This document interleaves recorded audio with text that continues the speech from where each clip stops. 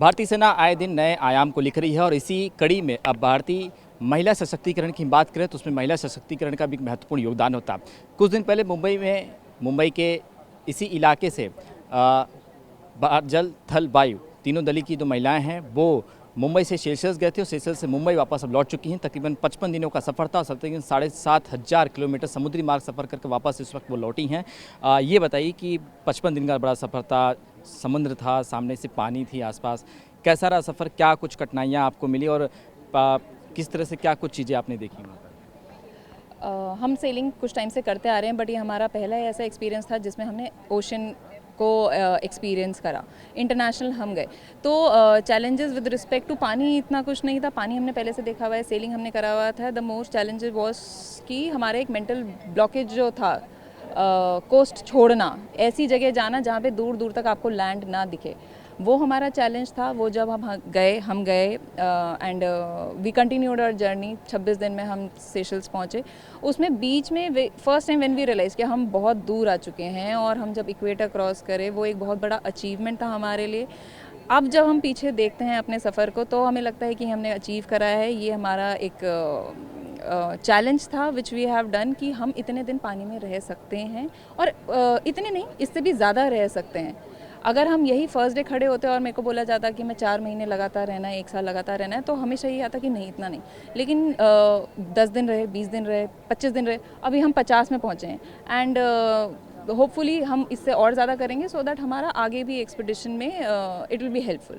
जब यहाँ पे जा रहे थे तो क्या जहन में चल रहा था कि पार हो पाएगा, क्योंकि समुद्र का मार्ग है, बहुत सारी कठिनाइयाँ होती हैं, क्या जहन में चल रहा था जब 7 अप्रैल को आप लोग यहाँ से रवाना हुए थे? यहाँ से जब गए कॉन्फिडेंस तो था कि हम कर लेंगे, बट जो अनफोर्सीन चीज़ें हैं उसके लिए हम मेंटली प्रिपेयर्ड थे। और जब हमने देखा एंड वी फेस्ड इट, और जब आज यहाँ खड़े हैं सक्सेसफुली कंप्लीट होते वक्त, तो काफ़ी खुशी महसूस हो रही है सब टीम मेंबर्स की तरफ से।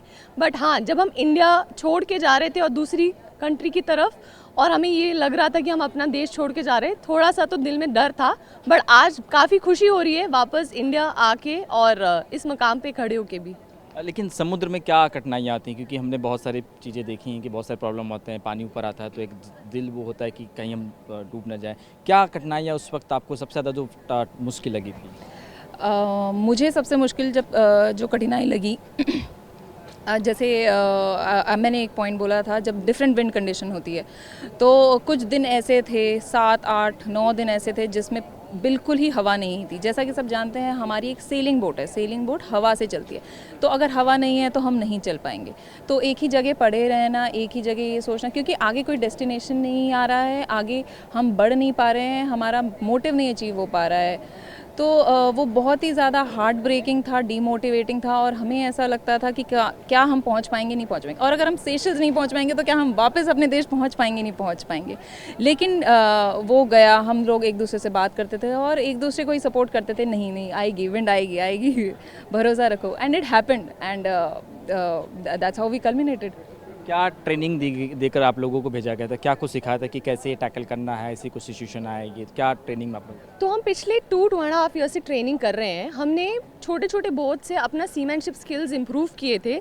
तो इवन जो मुंबई की मानसून्स हैं वो काफ़ी टफ होती है, तो हमने अपने कॉम्पिटिटिव बोट्स, बैकटेल और सीबर्ड क्लास बोट्स में हमने पहले भी एक्सपीडिशन किया है। तो काफ़ी हमारी टीम काफ़ी स्ट्रॉन्ग थी और मेंटली प्रिपेयर्ड थी ये चैलेंजेस टेक ओवर करने के लिए।